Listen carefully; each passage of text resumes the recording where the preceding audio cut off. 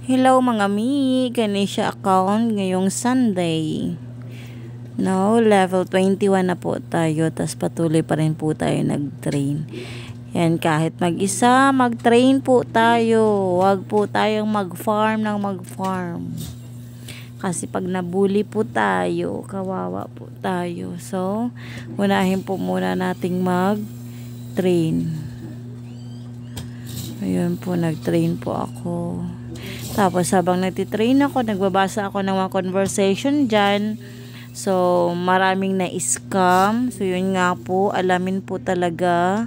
Magpa-legit check po kasi marami na pong nakapagbenta. So, marami pa rin pong scammer kahit po sa labas ng laro na ito.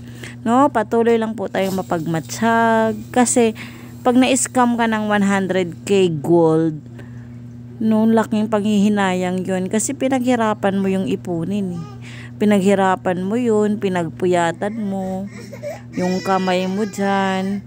So, talagang maging mapagmatsyag po tayo sa larong ito. No, wag pong mahiya magpa-legit check sa mga nakatry na po. Yun lang, bye-bye.